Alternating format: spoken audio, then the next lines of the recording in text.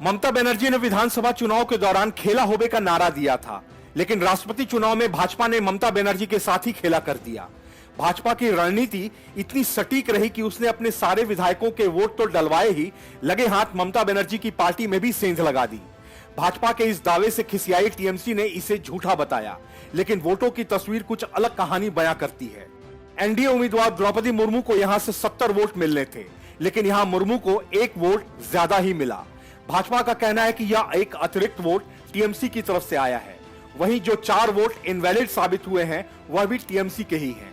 पश्चिम बंगाल विधानसभा में भाजपा के विधायकों की संख्या 77 से घटकर 75 रह गई थी। 5 विधायकों ने भाजपा से इस्तीफा दिया, बिना टीएमसी ज्वाइन कर लिया।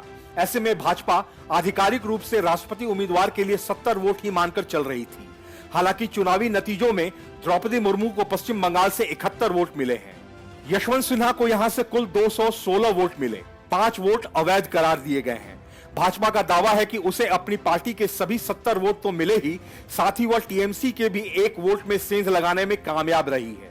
पश्चिम बंगाल में भाजपा विधायक और सदन में नेता प्रतिपक्ष शुवेंदु अधिकारी ने ट्वीट किया और कहा कि जैसा कि मैंने वादा किया था, भाजपा के सभी 70 विधायकों ने द्रौपदी मुर्मू के पक्ष में वोट दिया है। वहीं टीएमसी के एक विधायक ने क्रॉस वोटिंग की है, जबकि उनके ही 4 विधायकों के वोट अवैध घोषित हुए हैं। एक टीएमसी नेता ने कहा कि वोटिंग सीक्रेट बैलेट के जरिए हो रही है, इसलिए यह सुनिश्चित नहीं है कि किसी टीएमसी विधायक ने द्रौपदी मुर्मू के पक्ष में वोट डाला है। उन्होंने कहा कि हो सकता है कि उन 5 भाजपा विधायकों में से कोई हो, उन्होंने अपने पक्ष में नहीं गिना था। वहीं टीएमसी सांसद शांतनु सेन ने कहा कि पार्टी नेतृत्व इस बारे में चर्चा करेगा और जांच भी होगी। निष्कर्ष पर पहुंचने से पहले विस्तार से इसका विश्लेषण किया जाएगा। वहीं 4 अवैध वोटों ने भी एक अलग बहस शुरू कर दी है। शुवेंदु अधिकारी ने दावा किया कि सत्ता पक्ष के कुछ विधायकों ने जानबूझकर अपने वोट अवैध किए ताकि एनडीए उम्मीदवार को लाभ मिल सके। चुनाव से एक दिन पहले शुवेंदु अधिकारी ने दावा किया था कि एनडीए कैंडिडेट को 70 से ज्यादा वोट मिलेंगे। उन्होंने कहा कि टीएमसी के 221 वोट, जिनमें वह विधायक भी शामिल हैं जो भाजपा छोड़े बिना उनके साथ गए हैं, उनके पक्ष में नहीं जाएंगे। वहीं उन्होंने यह भी दावा किया था कि कई वोट अवैध घोषित हो जाएंगे।